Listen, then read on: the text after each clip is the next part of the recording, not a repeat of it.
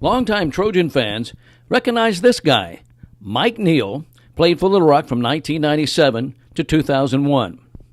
At 6'7", the native of Jackson, Mississippi, was an imposing figure.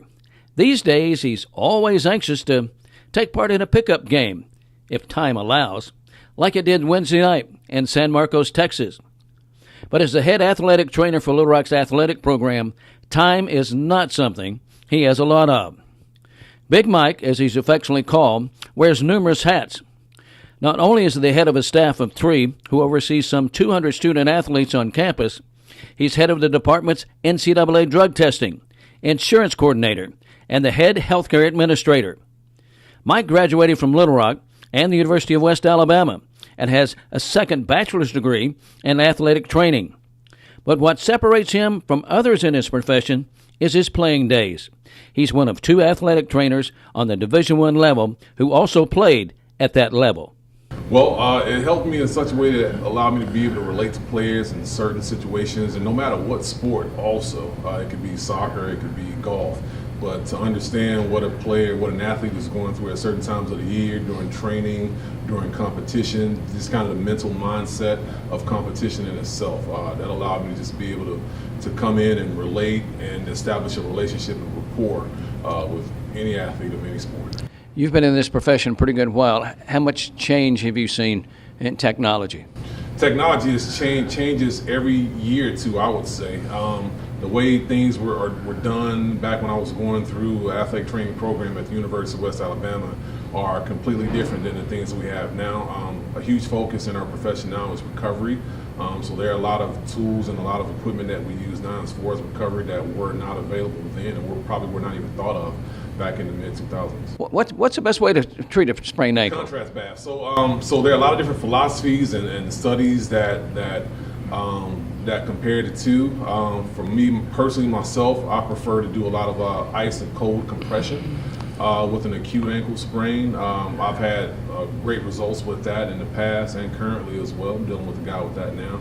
And right away, I get the ankle movement with range of motion, and we start strengthening exercises, and then we get right to cold compression. For a young person that may be watching this, what does it take to become an athletic trainer? Well, now in our profession now, everything starting in a couple of years here is starting to go with the master's route, the entry-level master's.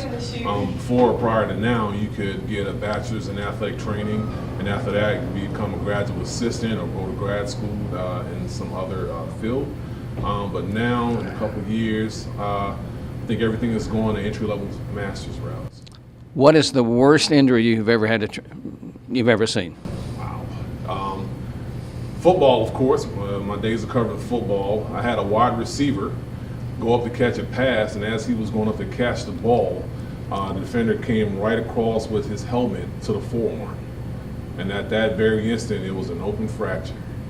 So bone sticking through the skin there. And that was, I think, probably one of the worst. I have probably 4 or 5 that I've seen, but that's one of the worst I've seen just on impact. And I was maybe just happened to be 15 yards away and saw it happen.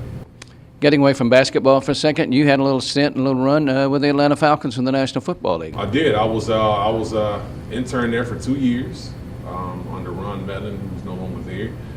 It was a fun time. A lot of long hours, long days, but it was a fun time getting to know the players and just how things were done at the professional level.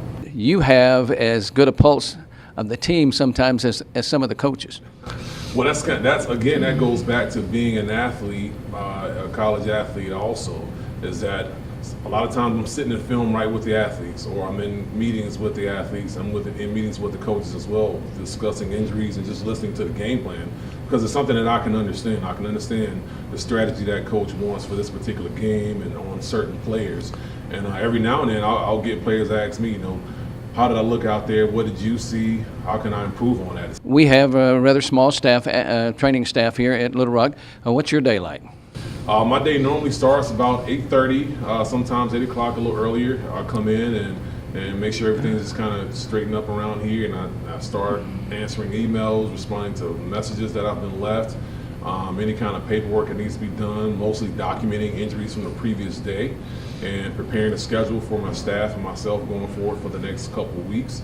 And after about an hour of that, I start seeing athletes, and from there, the day just rolls by.